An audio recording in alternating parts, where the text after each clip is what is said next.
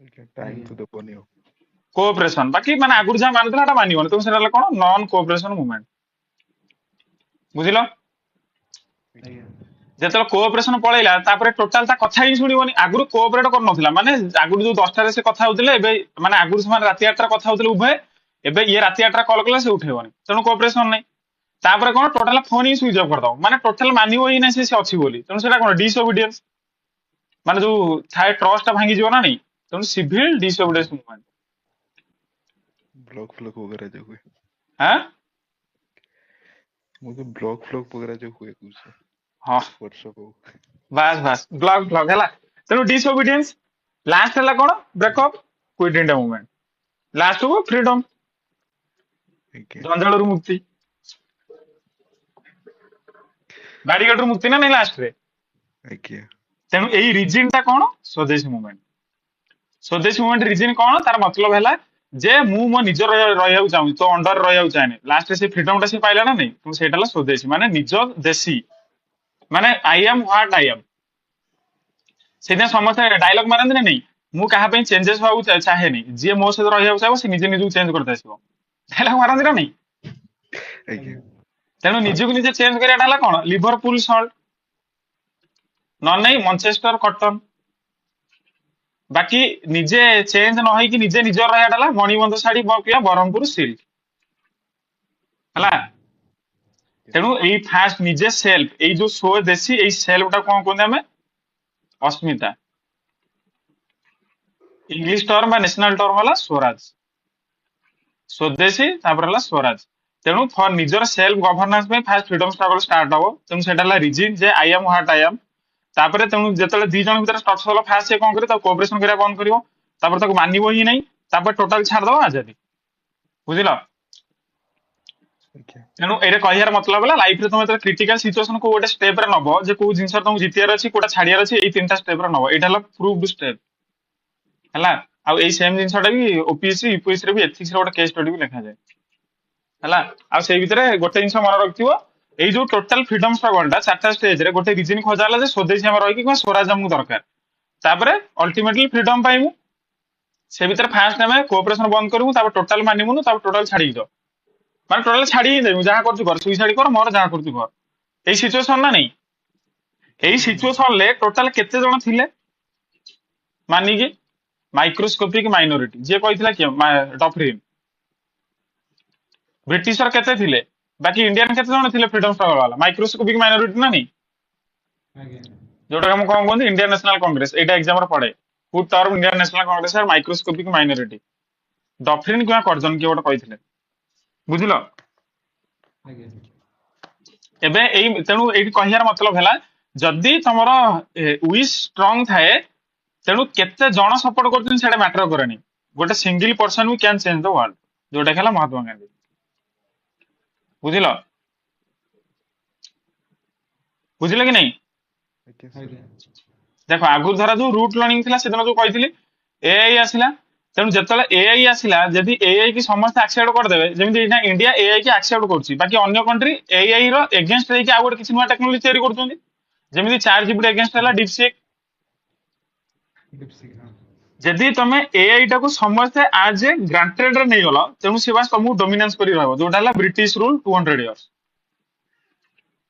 हला कहीं फास्ट जो आसिले जो ब्रिटिश वाला आम कौन आज ए ग्रांटेड नहीं गला ना नहीं जे किसी करें कहीं ट्राइबल फास्ट जो आसिले ट्राइबल वाला फास्ट सब लड़िले ट्राइबल वाला जो लड़िले से कौन जजमानी सिस्टम जो ट्राइबल वाला कौन कले छाड़े ये गोटे लड़ुचे जंगल भर माड़ लगुन आम कौन अच्छे ताने कह कथा ब्रिटिशर से आसिले गोटे जंगल गोटे गाँव को गोटे लोक अख्तियार करने आसिला से गाँव गोटे लोक को मारदे पड़ेगा ए गाँ लोक मारदेला आम कौन अच्छे आस्ते आस्ते आसे से गोटे दिन टोटाल गाँ टाक अख्तियार करदे से ब्रिटिश साम्राज्य है सेमती एआई जो आसूची आम जो समस्त एक्सेप्ट करदे तेणु से एआई आमको डोमिनेट कर रखियो डोमिनेट रखी इनोवेशन करनी एबे देखो तुम धर जो कोई जिन बही पढ़ुला एआई रू जान तुम क्रिटिकल थिंकिंग लूज हो कि नहीं क्रिटिकल थिंकिंग लूज है इनोवेशन लूज हो इनोवेशन लूज है टेक्नोलॉजी लूज हो टेक्नोलॉजी लूज है कंट्री पूरा बैकवर्ड हो बुझल ना नहीं यही टेक्नोलॉजी आगुरी किए रिप्लेस करूला मिनेराल से मिनेराल को लेकिन किए उठी साउथ अरेबिया बाकी एबे न्यू मिनेराल किए टेक्नोलॉजी बा एआई हो कि ऑटोमेशन हो कि रोबोटिक्स हो से ना नहीं ଆଜ୍ଞା ବାକି ଏବେ ଏଆଇ କି ଯଦି ସମସ୍ତେ ଆକ୍ସେପ୍ଟ କରିଦେଲେ ତେଣୁ obviously ସେ ଦିନ କଣ୍ଟ୍ରି ଡୋମିନେଟ୍ କରି ରହିଯିବ ସେମିତି ଯଦି ଆ ଏଗେନଷ୍ଟ ରେ କିଏ ଗୋଟେ ନୂଆ ନଲେଜ ବାହାର କଲା ଇଣ୍ଡିଆରେ ପୁଣି ଦେଖିବ ତା ଏଗେନଷ୍ଟ ଗୋଟେ ନୂଆ ନଲେଜ ବାହାରିବ କାରଣ ଲୋକ ଫାଷ୍ଟ ବି ଭାବୁଥିଲେ ପୃଥିବୀ ଚାରିପଟେ ସୂର୍ଯ୍ୟ ଘୁରୁଛି ସୂର୍ଯ୍ୟ ଚାରିପଟେ ପୃଥିବୀ ଘୁରୁଛି ଯେପର୍ଯ୍ୟନ୍ତ ଗାଲିଲିଓ ଯଦି ତାକୁ ଏକ୍ଜିକ୍ୟୁଟ ନ କରାଯାଇଥିଲା ସେପର୍ଯ୍ୟନ୍ତ ଲୋକ ଜାଣିପାରନ୍ତା ନଅଟା ଗ୍ରହ ବୋଲି ହେଲା କିମ୍ବା ଆର୍ଯ୍ୟଭଟ୍ଟ ଯେତେବେଳେ ଦେଲା ପାଏ କିମ୍ବା ସାର୍କମ୍ଫରେନ୍ସ ଯେତେବେଳେ ବାହାର କଲା ଆର୍ଥର ନ ତା ପୂର୍ବରୁ ତ ଆର୍ଥର ସମସ୍ତେ ଫ୍ଲାଟ ଭାବୁଥିଲେ ତ ଗୋଟେ ଗୋଟେ ଗଲେ ପଡିଯିବୁ ବୋଲି ସେମିତି ଡୋମିନାନ୍ସ ଟାକୁ ସବୁବେଳେ କଟା ଗଲେ ଗୋଟେ ଡୋମିନାନ୍ସ ରେ ନୂଆ ଥିଙ୍କିଂ ଆସେ ହେଲା ସେମିତି ଏଇ ମେନ୍ ଫିଲୋସଫି କଣ ଯେତେବେଳେ ଗୋଟେ ଡୋମିନାନ୍ସ ଥିବ ଡୋମିନାନ୍ସ କୁ ତମେ ଯଦି ଡିସଏଗ୍ରି କରିବାକୁ ଚାହିଁବ ସେତେବେଳେ ନୂଆ ଜିନିଷ ତିଆରି ହୁଏ ଯେମିତି ବିଜେଡି ର ଡୋମିନାନ୍ସ ଡିସଏଗ୍ରି କଲା କିଏ ଗୋଟେ ବାହାରିଲା କିଏ ନ୍ୟୁ ଗଭର୍ଣ୍ଣମେଣ୍ଟ ଯେପର୍ଯ୍ୟନ୍ତ ଡିସଏଗ୍ରି ନଥିଲା ଆଜ ଏ ପାଣ୍ଡିଆନ ହିସାବରେ ସେ ପର୍ଯ୍ୟନ୍ତ ସେ 24 ବର୍ଷ ରୁଲ କରୁଥିଲା ବୁଝିଲ ଆଜ୍ଞା ସେମିତି ଆଗରୁ ଯେତେବେଳେ ବ୍ରିଟିଶର ଥିଲେ ବ୍ରିଟିଶର ଡୋମିନାନ୍ସ କୁ ସମସ୍ତେ ଆକ୍ସେପ୍ଟ କରିଦେଇଥିଲେ ବାକି ଗୋଟିଏ ଲୋକ ତାକୁ ଆକ୍ସେପ୍ଟ କଲାନି ସେଟା ହେଲା କିଏ ଇଣ୍ଡିଆନ ନ୍ୟାସନାଲ କଂଗ୍ରେସ ଏବେ ଇଣ୍ଡିଆନ ନ୍ୟାସନାଲ କଂଗ୍ରେସ ଯେତେବେଳେ ଆକ୍ସେପ୍ଟ ନ କଲା ଫାଷ୍ଟ ସେ ଥିଲା ଏଲିଟ୍ କ୍ଲାସର ତେଣୁ ଗରିବ ଲୋକ ବି ତାକୁ ସପୋର୍ଟ କରୁନଥିଲେ ଏବେ ଏଇ ଯୋଉ ଜିନିଷଟାକୁ ଚ୍ୟାନେଲାଇଜ କରିବା ପାଇଁ ଆସିଲା କିଏ ଗାନ୍ଧୀ କାହିଁକି ନା ଆସ୍ତେ ଆସ୍ତେ ଆଇଏନସି ବି ଟୁୱାର୍ଡସ ବ୍ରିଟିଶ ଆଡେ ଲିନ୍ ହଉଥିଲା ଗୋଟେ ମଡରେଟ ଆଉ ଗୋଟେ ଏକ୍ସଟ୍ରିମିଷ୍ଟ ହେଇକି ବୁଝିଲ ଆଜ୍ଞା ତେଣୁ ଆଜ୍ଞା ଗାନ୍ଧୀ ଏବେ ଆସିଲେ କଣ ତାଙ୍କୁ ଆଉଥରେ ଜଗେଇଦେଲେ ଯେ ତମେ ଯାଇକି ବ୍ରିଟିଶ ସହିତ ଆସିମିଲେସନ ହବାକୁ ଚାହୁଁଛ ଯେମିତି ଉତ୍କଳ ସଭା ମିଶିଗଲା କାହା ସହିତ ଉତ୍କଳ ସମ୍ମିଳନୀ ସହିତ ତ କିମ୍ବା ତାପରେ ସମ୍ମିଳନୀ ମିଶିଗଲା ଆଜ୍ଞା ଓଡିଶା ପ୍ରଦେଶ କଂଗ୍ରେସ କମିଟି ସହିତ ଯଦି ଉତ୍କଳ ସଭା କଂଗ୍ରେସ କମିଟି ସହିତ ନ ମିଶିଥାନ୍ତା ତାହେଲେ ଓଡିଶାରେ ବର୍ତ୍ତମାନ ଯୋଉ ଏବେ ଖୋଲୁଛନ୍ତି ଓଡିଆ ଅସ୍ମିତା ଭବନ ଦରକାର ପଡିନଥାନ୍ତା ଏଇ 500 କୋଟି ଟଙ୍କା ଟା ଆମେ ନେଇ ଖର୍ଚ୍ଚ କରିଥାନ୍ତେ ମିଡ୍ ଡେ ମିଲ୍ ସ୍କିମ୍ ରେ ଶୁଖୁଆ ଦେଇକି ମିଡ୍ ଡେ ମିଲ୍ ସ୍କିମ୍ ରେ ଶୁଖୁଆ ଦେଇଥାନ୍ତା ଯଦି ସେତେବେଳେ ଉତ୍କଳ ସଭା କି ଉତ୍କଳ ସମ୍ମିଳନୀ ଠିକ ସେ କାମ କରିଥାନ୍ତା ବର୍ତ୍ତମାନ ଓଡିଆ ଅସ୍ମିତା ଭବନ ଦରକାର ପଡିଥାନ୍ତା ନା ବର୍ତ୍ତମାନ ତ ସବୁ ଓଡିଶାରେ ସବୁ ଜିନିଷ ହେଇଥାଏ କାରଣ 1936 ରେ ଯେତେବେଳେ ଇଣ୍ଡିଆ ଲୋକ ଜାଣିନଥିଲେ ଲାଙ୍ଗୁଏଜ ରେ ଗୋଟେ ଷ୍ଟେଟ ବୋଲି ଓଡିଶାରେ ସେତେବେଳଠୁ ହେଲାଣି ତାପରେ ତ 1950 ବେଳୁ ଯାଇକି ଆନ୍ଧ୍ର ମହାରାଷ୍ଟ୍ର ଫରାଷ୍ଟ୍ର 1960 ଆଡେ ହେଲା 30 ବର୍ଷ ପରେ ବାକି ଯେତେବେଳେ 30 ବର୍ଷ ପୂର୍ବରୁ ଆମେ ଜାଣିଥିଲେ ନା ନାଇଁ ଯେ ଲାଙ୍ଗୁଏଜ ବେସିସ୍ ରେ ଗୋଟେ ଷ୍ଟେଟ ହେଇପାରିବ ବୋଲି ଆଜ୍ଞା ଆଜ୍ଞା ଯଦି ସେତେବେଳେ ଏମାନେ ମର୍ଜ ନ କରିଥାନ୍ତେ ତାହେଲେ ଉତ୍କଳ ସମ୍ମିଳନୀ ଅଣ୍ଡରରେ ଯିଏ ବି ଥାନ୍ତା ସିଏ ଗୋଟେ ଆଇଡିଓଲୋଜି ଥାନ୍ତା ମଧୁସୂଦନ ଦାସଙ୍କ ଅଣ୍ଡରରେ ଆଉ ଗୋଟେ ଆଇଡିଓଲୋଜି ଥାନ୍ତା କାହା ଅଣ୍ଡରରେ ଗୋପବନ୍ଧୁ ଦାସ ତେଣୁ ଏଇ ଦି ଜଣ ଭିତରେ ସବୁବେଳେ କଣ ଚାଲିଥାନ୍ତା ଆଇଦର ଆସିମିଲେସନ ଚାଲିଥାନ୍ତା ନା ଟସଲ ଚାଲିଥାନ୍ତା ଯାହାର ଗୋଟେ ନୂଆ ପ୍ରଡକ୍ଟ ଗୋଟେ ତିଆରି ହେଇଥାନ୍ତା ବାକି ଏଇ ମର୍ଜର ହେଇଗଲା ବୋଲି ଗୋଟେ ସିଙ୍ଗଲ ଆଇଡିଓଲୋଜି ଡୋମିନାନ୍ସ କରିଗଲା ସେଇଥିପାଇଁ ତାପରେ ଦେଖିବ ହଜାର ରାଜନୀତି ଚାଲିବ ସବୁ ହେଲା ତେଣୁ ଏଠି ସେମିତି ବ୍ରିଟିଶ ଡୋମିନାନ୍ସ ରେ ଗାନ୍ଧୀ ଆସିକି ଫାଷ୍ଟ ତାଙ୍କୁ ବୁଝେଇବ ତେଣୁ ଏବେ ଯୋଉ କୁହାଯାଏ ଯେ ସକ୍ସେସ ପାଇଁ ଗୋଟେ ମାସ ଡୋମିନାନ୍ସ ଦରକାର ନାହିଁ କଣ ଦରକାର ଗୋଟେ ହେଲା ଯୋଉ କଣ ଡିସଓବିଡିଏନ୍ସ ଯଦି ଗୋଟେ ଜିନିଷରେ ତମେ ଅରାଜି ହେଇଯିବ ଗୋଟେ ନୂଆ ଜିନିଷ ତିଆରି ହୁଏ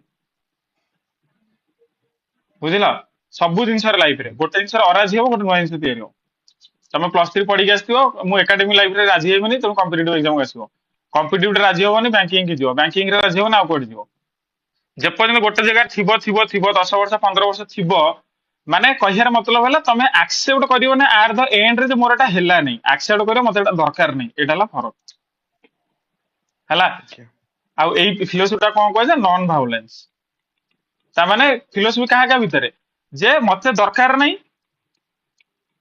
ଆଉ ଗୋଟେ ହେଲା କଣ ମୋର ହେଲାନି ଦିଟା ସାରା ସେମ କି ନାହିଁ ଆଜ୍ଞା ବାକି ମୋର ହେଲାନି ଟା କଣ ଲେଜିନେସ ମୋର ଦରକାର ନାହିଁ ହେଲା ଷ୍ଟ୍ରେଟ ଫରୱାର୍ଡ ଏଇ ଷ୍ଟ୍ରେଟ ଫରୱାର୍ଡ ଟା କଣ କହୁଛନ୍ତି ଆମେ ସତ୍ୟାଗ୍ରହ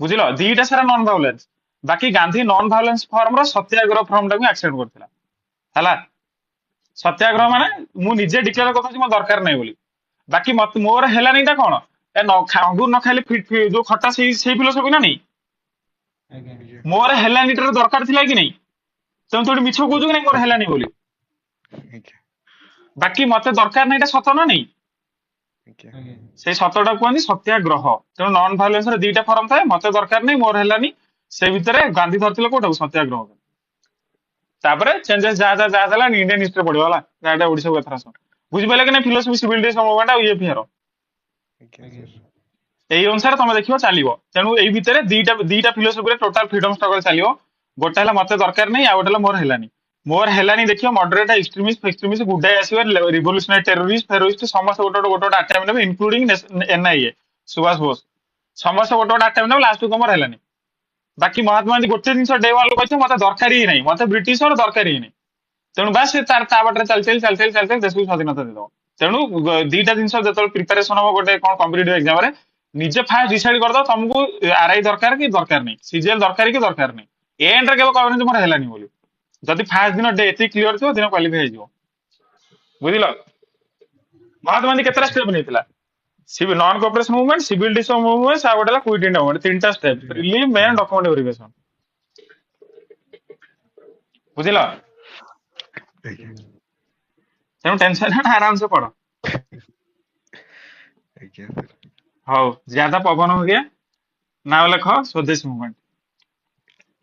ଆରେ ଲାଇଫ ସେମିତି ହିଁ ଆପ୍ଲାଏ କରାଯାଏ। ସୋସିଆଲ ସାଇନ୍ସ ଆଉ ସାଇନ୍ସ ଭିତରେ ଫରକ କଣ? ସାଇନ୍ସ ହେଲା ଇନୋଭେସନ, ସୋସିଆଲ ସାଇନ୍ସ ହେଲା ଡିସ୍କଭର। ଆଖି ଆଗରେ ଥିବ ବାହାର କରିବାଟା ହେଲା ସୋସିଆଲ ସାଇନ୍ସ।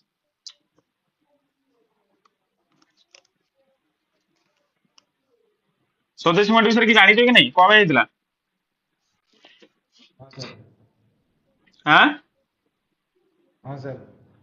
କଣ କଣ ପାଇଁ ହେଇଥିଲା? ହସା ମାନେ କି सर ये ମାନେ जो କଣ? बेंगल पार्टीशन में है, ଆଁ बेंगल पार्टीशन କୋଉ ମସିହାରେ? 1905। ହଁ ତା ପୂର୍ବରୁ ଯାହା ଯାହା ସିକ୍ୱେନ୍ସ ଡାକୁଛି ଏବେ ବାସ୍ ମତେ ମନେ ପକେଇ ଗୋଟେ କହିବ। ଯିଏ ନ ଜାଣିଛ ଲେଖିବ। ତା ପୂର୍ବରୁ ଆମେ ସ୍ୱଦେଶ ମୁଭମେଣ୍ଟ ଯେତେବେଳେ ଆଶା ହବ ତାର ସ୍ୱଦେଶ ମୁଭମେଣ୍ଟ ପଢି ସାରି ତାର ପୁଣି ନେକ୍ସଟ ସିକ୍ୱେନ୍ସ ଯିବା ହେଲା। ତେଣୁ ଟିଲ୍ 1905 ପର୍ଯ୍ୟନ୍ତ ଯାହା ଯାହା ହେଇଥିଲା କହିଦଉଛି। ଫାଷ୍ଟ ଅକ୍ଟୋବର 1804 ରେ କଣ ହେଇଥିଲା? ଡେଥ ଅଫ ଜୟରାଜଗୁରୁ, ଓଡିଶାର ଫାଷ୍ଟ ମାର୍ଟିୟର। मैट्राइट। हाँ। ତାପରେ ମାର୍ଚ୍ଚ 1817 କଣ? ପାଇକ ରିବେଲିୟନ। आगे। ତାପରେ 1857 ରିଭୋଲ୍ଟ ଇଣ୍ଡିଆରେ ହେଲା। आगे। ଓଡିଶାରେ କଣ ହେଇଥିଲା? हाँ। ମାଧବ ସିଂ ଭେନ୍ସ। ଲେଖ ଏଇଟା ଏଠି ଲେଖିବ। हाँ बस। ଏଟା ଅଲରେଡି ମାଧବ ସିଂ ପଢା ସରିଛି ନା ଆମର, ନା ପଢା ହେଇନି? हाँ सर पढ़ा है, ପଢା माधव ହେଇଥିଲା सिंह ସାର୍। हाथों को जना। ହଁ ମାଧବ ସିଂ ଘେସ୍ ହ୍ୟାଙ୍ଗଟା ହେଲା 1858 ଆଉ ଷ୍ଟ୍ରାଇକ୍ କରିଥିଲା 1857 ହେଲା। तो सेठी कुआइଥିଲା कि ତାଙ୍କ ଗୁରୁଙ୍କ କଥା ପଢିବ ମଡର୍ନ ଇଣ୍ଡିଆରେ। ହୁଁ ସୁରେନ୍ଦ୍ର ସାଏ। ଦେଖ ମାଧବ ସିଂ ଘେନ୍ସ ହେଲା। ମାଧବ ସିଂ ଘେନ୍ସ ଷ୍ଟୋରି କଣ ତାକୁ କାହିଁ ମାରିଥିଲେ କହିଲ? ସେ ସିମ୍ପଲି ତାର ଗୋଟେ ଥିଲା ଜମିଟେ ହେଲା। ସେ କଣ ତା ଗାଁ ଏରିଆ ମରୁଡି ପଡିଥିଲା। ମରୁଡି ପଡିଲା ବେଳେ ସେ ଗୋଟେ ଜମିଦାର କହିଲା ଆଣିକି ଆମ ଗାଁ ଲୋକକୁ ଖାଇତେ ଦେ। ଜମିଦାର ଦେଲାନି। ତେଣୁ ଏମାନେ କଣ କଲେ? ତାକୁ ଚୋରି କରି ଆଣିକି ଗାଁ ଲୋକଙ୍କୁ ବାଣ୍ଟିଦେଲେ। ଏବେ ଜମିଦାର ପୋଲିସ କହିଦେଲା, ପୋଲିସ ତାକୁ ବାନ୍ଧିକି ନେଇଗଲେ। ତେଣୁ ଏବେ ଯେତେବେଳେ ସେ ରାଗିଗଲା, ତାର ସୁରେନ୍ଦ୍ର ସାଏ ଯେତେବେଳେ ପୁଣି ଜେଲରୁ ଆସିଲେ, ମିଶିକି ପୁଣି ଷ୍ଟ୍ରଗଲ କଲା, ଲାଷ୍ଟକୁ ତାକୁ ବାସ୍ ଜେଲ କରାହେଲା ହେଲା। ଆଜ୍ଞା।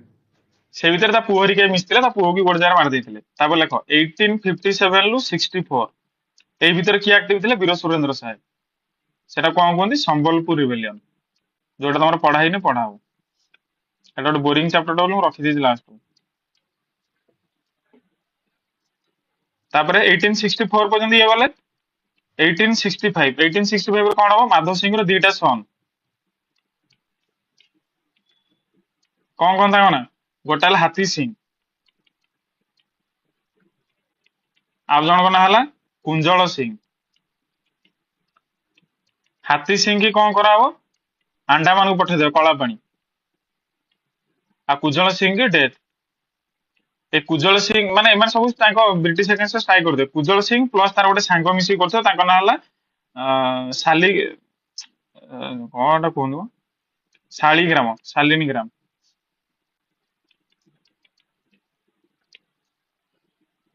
ଲେଖି ଚାଲୁଥ ହେଲା, ଯୋଉଟା ନ ଜାଣିଛ ଲେଖି ଚାଲୁଥ।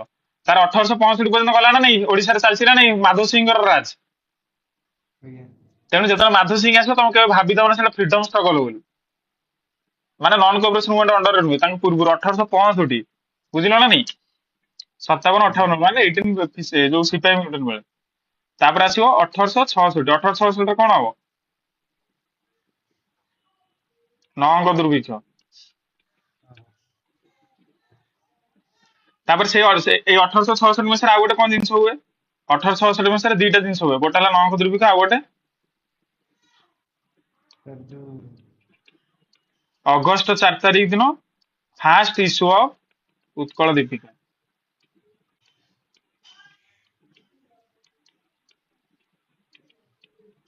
ଖାଲି ଲିଙ୍କ କରି ଚାଲ ହେଲା। ମାନେ କଣ କୋଉ କାହା ପରେ କଣ ହେଇଥିଲା ତାପରେ ତ ଗୋଟେ ଗୋଟେ ଖାଲି ପଢାও ଖାଲି ଜଏଣ୍ଟ କରିବ ଏ ଉପର ପର୍ଯ୍ୟନ୍ତ ସବୁ ପଢା ହେଇଛି ବୋଲି କହୁନି କିଛି। ତାପରେ 1882 ଗୋଟେ ଇମ୍ପୋର୍ଟାଣ୍ଟ ଇୟର କଣ ହେଇଥିଲା 1882 ରେ ଟୋଟାଲ ପାଠଶାଠ ନାହିଁ ଫାଉଣ୍ଡେସନ ଅଫ ଉତ୍କଳ ସଭା। Sir Utkal sir. ଏଇ ଯୋଉ କ୍ରୋନୋଲୋଜି ଇୟର ଡାକୁଛି ଏଇ ଇୟର ଲେଖିବ ଇମ୍ପୋର୍ଟାଣ୍ଟଲି ଯୋଉଟା ନ ଜାଣିଛ ସିରିୟସଲି ଲେଖିବ ଏଇଠୁ କ୍ୱେଶ୍ଚନ ଆସିବ ଯଦି ଇୟର ର କ୍ୱେଶ୍ଚନ ଆସେ ଯେତିକି ପସିବୁଲ ଇୟର ସବୁ ଡାକିଦେବି ମୁଁ ଘୋଷ ଦେଇ ପଳେଇବ। ତାପରେ 28 ଫେବୃଆରୀ 1884 ଏଇ ଇମ୍ପୋର୍ଟାଣ୍ଟ ଟ୍ରେନ୍ ଟା ଲେଖ ଏଇଟା କଣ ଏଇ ଦିନ କିଏ କଣ ହେଇଥିଲା ଡେଥ ଅଫ ବୀର ସୁରେନ୍ଦ୍ର ସାଏ କୋଉଠି ଅସିରିଗଡ ଫୋର୍ଟ।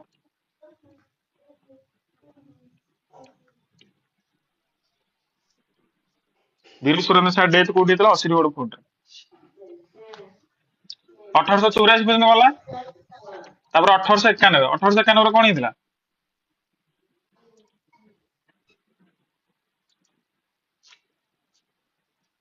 କିଛି ପଢୁନ ଧରଣୀ ମେଳି ଧର ନାହିଁ। ତାପରେ 1896 ଏଇଟା ଷ୍ଟାର ମାରିକି ଲେଖ Madhusudan Das elected to Bengal legislative council first from Odisha.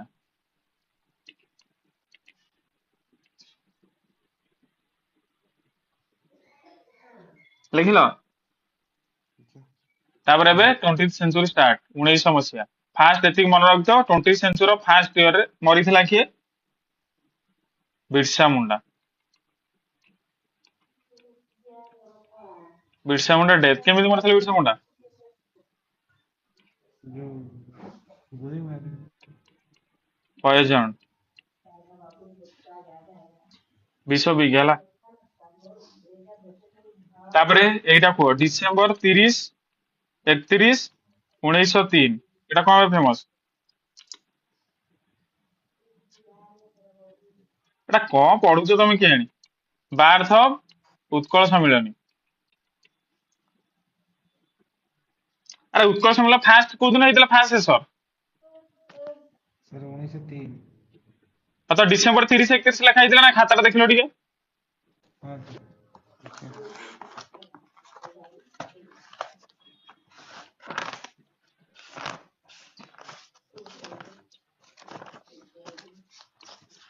ତାପରେ ଲେଖ ଜୁଲାଇ 1904 ଏଟା ଷ୍ଟାର ମାରିକି ଲେଖ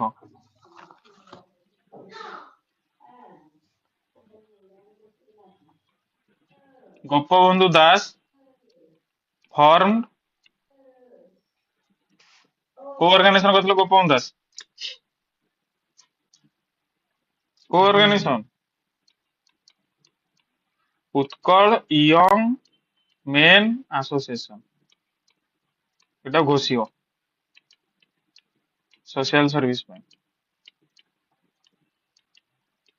यही उत्कल यंग मैन एसोसिएशन ने ही जन को हो जाइतिला तापरे आ अंडर जाई जतल से करते ताम पुओ मरि जाइतिला हला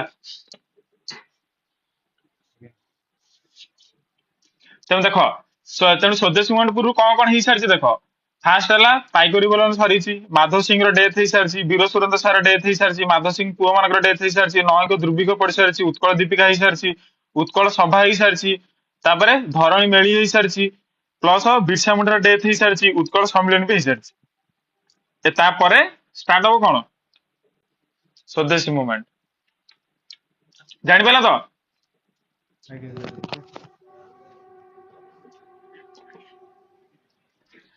देख ये खाली गोटे जिन मन रख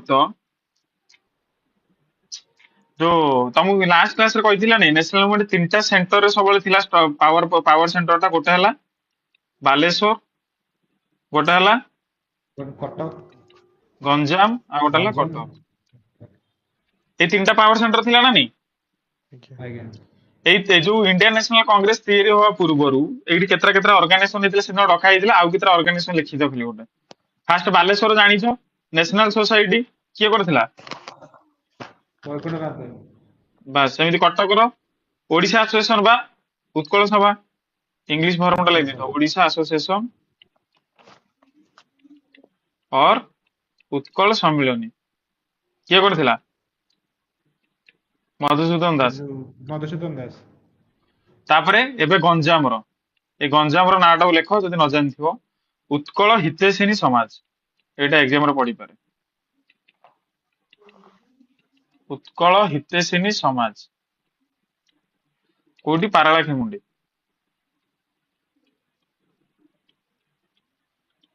यार फाउंडर किए कहलो जे करथिला गंजाम गंजाम जातीय समिति बा जातीय सभा किए से लोकटा କୃଷ୍ଣଚନ୍ଦ୍ର ବଦଳ। ଛି ଛି ଶ୍ୟାମସୁନ୍ଦର ରାଜଗୁରୁ ରାମକୃଷ୍ଣ ରାଜ। ସେ ଡାକି ତାଙ୍କୁ ଡାକା ହେଇନି ନା ସାର୍ ଡାକି ତାଙ୍କୁ ବସେଇଥିଲେ ଇଏ ରାଜଗୁରୁ। ଚେୟାରମ୍ୟାନ ଥିଲା ବା ମୁଁ ଡାକିକି ବସେଇଥିଲେ କଣ ଆଜ୍ଞା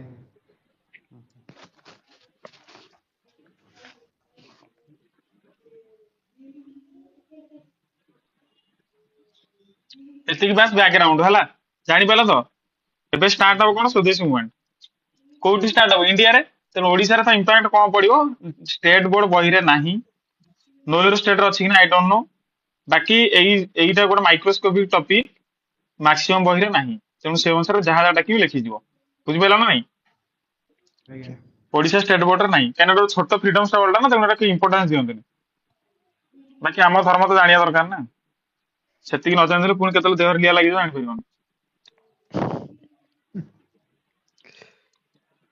ତେଣୁ ଫାଷ୍ଟ ପାର୍ଟିସନ ବେଙ୍ଗଲ ଷ୍ଟାର୍ଟ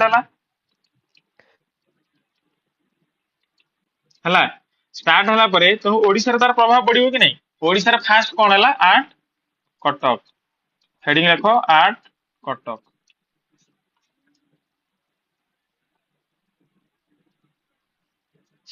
କଟକରେ କିଏ କିଏ ହେଲେ 3 ଜଣ ନାଁ ଲେଖ ଯୋଉମାନେ ମାନେ ନେଲେ କଣ ତାଙ୍କର ଯୋଉ କଣ ଓଡିଆରେ କୁହନ୍ତି କଣ ଲିଡର ମାନେ ସୂତ୍ରଧାର ଜାନକୀନାଥ ବୋଷ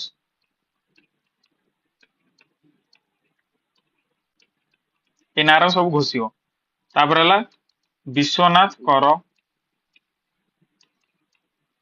ଆଉ ହେଲା ଧୀରେନ୍ଦ୍ରନାଥ ଚୌଧୁରୀ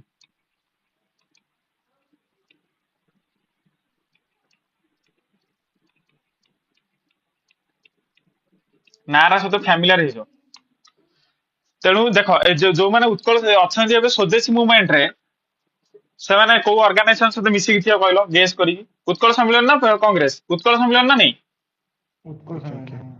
ତେଣୁ ଏବେ ତମେ ସ୍ୱଦେଶୀ ମୁଭମେଣ୍ଟ ରେ ଯାହା ଯାହା ନାଁ ଶୁଣିବ ସେମାନେ ପାର୍ଟ ଅଫ ଉତ୍କଳ ସମ୍ମିଳନୀ ତେଣୁ ଯଦି ଏକ୍ସାମ ରେ କେବେ ପଇଲା କୋଉ ଲିଡରଟା ପାର୍ଟ ଅଫ ଉତ୍କଳ ସମ୍ମିଳନୀ କିମ୍ବା ସ୍ୱଦେଶୀ ମୁଭମେଣ୍ଟ ସବୁ ଗୋଟେ ହେଲା ଏବେ ଏଇ ଭିତରେ ଖାସିୟତ କଣ ତମେ କହିଥିଲି ମଧୁସୂଦନ ଦାସ ଛାଡି ଦେଇଥିଲେ ନା ନାଇଁ କୋଉଠି ଉତ୍କଳ ସଭା ଉତ୍କଳ ସଭା ହଁ ସାର୍। ଛାଡିଦେଲା ପରେ ତାଙ୍କୁ ରିପ୍ଲେସ କିଏ କରିଥିଲା ଜାନକୀନାଥ ବୋଷ ନା ନାଇଁ ଆଜ୍ଞା ତେଣୁ ଓବିୟସଲି ଏବେ ଜାନକୀନାଥ ବୋଷର କିଛି ଗୋଟେ କଥା ରହିବ କି ନାଇଁ ତେଣୁ ସେ ମାନେ ତାକୁ ଗୋଟେ ସୁଯୋଗ ଦରକାର କି ନାଇଁ ଆଜ୍ଞା ତେଣୁ ଏବେ ସ୍ୱଦେଶୀ ମୁଭମେଣ୍ଟ ଯେତେବେଳେ ଷ୍ଟାର୍ଟ ବେଙ୍ଗଲ ପାର୍ଟିସନ ହଉଛି କୋଉଠି ବେଙ୍ଗଲରେ ଆଜ୍ଞା ତେଣୁ ଯଦି ଓଡିଶାରେ ଜଣେ ବେଙ୍ଗଲୀ ଲିଡର ନବ ଲୋକ ତାକୁ ସପୋର୍ଟ କରିବେ କି ନାଇଁ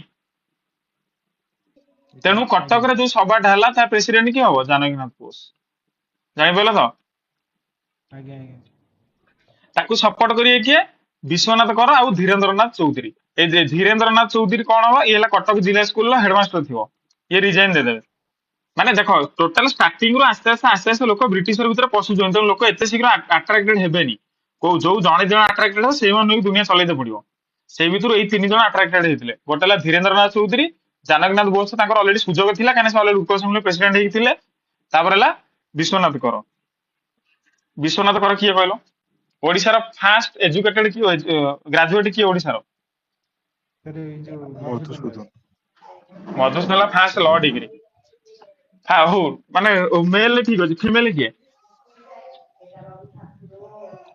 ମଧୁସୂଦନ ହେଲା ଫାଷ୍ଟ ମେଲ ଡିଗ୍ରୀ ମାନେ male degree holder first female degree holder କିଏ ନନ୍ଦିନୀ ସାର୍। ମାନେ ମାନେ ଚିନ୍ତାଧାରା ତମର ଅଲଗା ପ୍ରକାର ନାଇଁ ମାନେ ନନ୍ଦିନୀ ଶତାବ୍ଦୀ ନାଁ ଅଛି ଫ୍ରିଡମ ଷ୍ଟ୍ରଗଲରେ ଛି ଛି ଛି ହଉ ଛାଡ ଆଇଟା ଲେଖି ସାର କଟକରେ କେତେ ତାରିଖ ମିଟିଂଟା ହେଇଥିଲା ଡେଟଟା ଲେଖିଦିଅ 20 ଅଗଷ୍ଟ 1905 କୋଉଠି ହେଇଥିଲା जुबली पार्क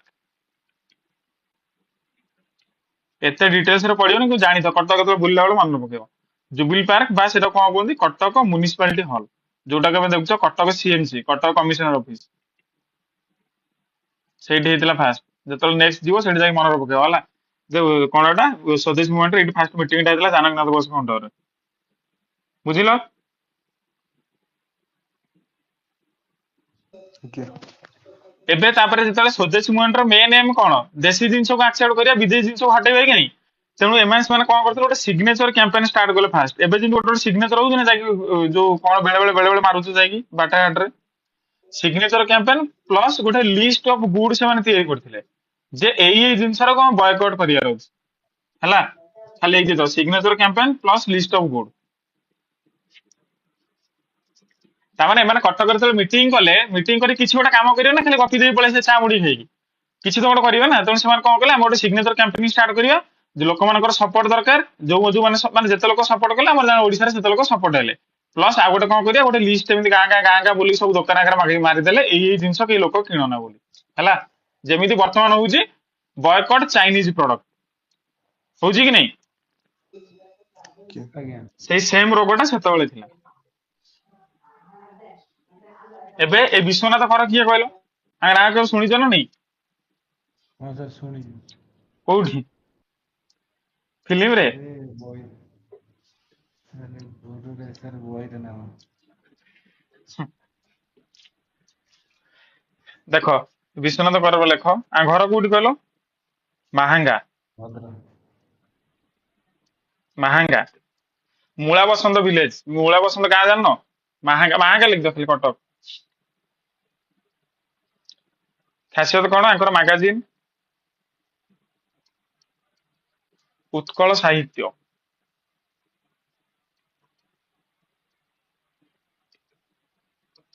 तेणु ऑर्गेनाइजेशन कौन हम उत्कल साहित्य समाज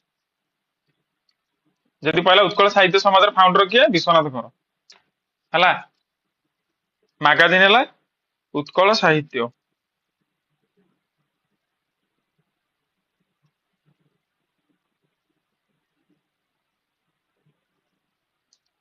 लिखिल ଆଜ୍ଞା ଆଜ୍ଞା आपको कौन टाइटल दिया रिजेक्टेड राय बहादुर टाइटल जेमिति केहू रिजेक्टेड नाइटहुड अवार्ड पड़े सेमति एटा केहू rejected Rai Bahadur title in Odisha हला विश्वनाथ कर एट लेख ये फेमस कौन भाई फेमस फॉर एसे सेटा कौन कहना विविध प्रबंध ହଁ ହଁ जमी तुम पूर्णचंद भाषा कोश जानुच ग्रामर कि भोकाबुलरी से देशर ये गोटे किंग विश्वनाथ कर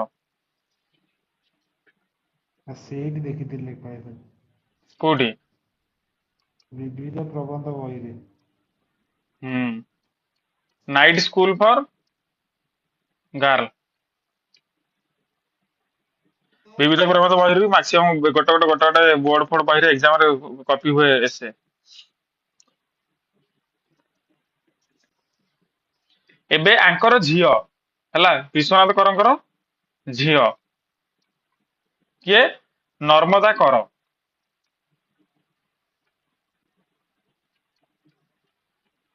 ए करटा को डायनेस्टी सहित लिनेज कहला मते होमकार नर्मदा कर हला नर्मदा कर किए first female graduate of Odisha first male graduate हलो Madhusudan Das first female graduate of Odisha हलो नर्मदा कर हला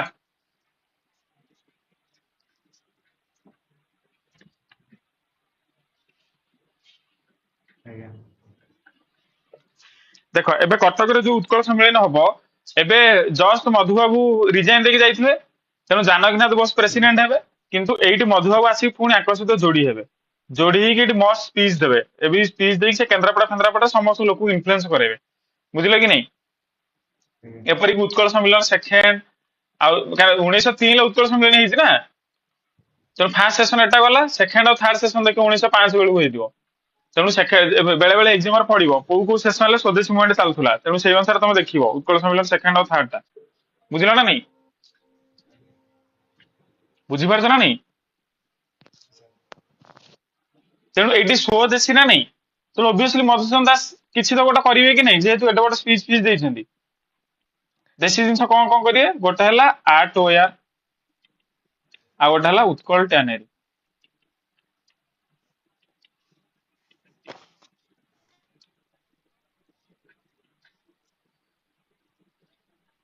ହେଲା। ତାପରେ ଆଉ ଗୋଟେ ଫେମସ ଜିନିଷ ଲେଖିଦ, ଇନ୍ 1907 ବିପିନ ଚନ୍ଦ୍ର ପାଲ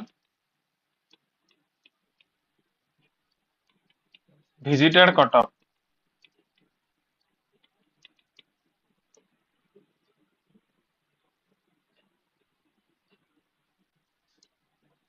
ତାପରେ ଲେଖିଦ ସେଠି କୋଉ ମସିହାରେ ଗୋଟେ 1906 ବୋଧେ, ହଁ 1906 ରେ ସି ଆଇ ଚିନ୍ତାମଣି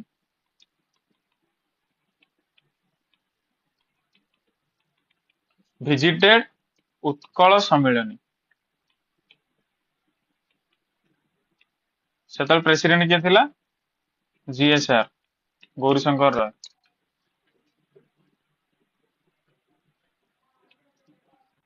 ଦେଖିଲ? ठीक है।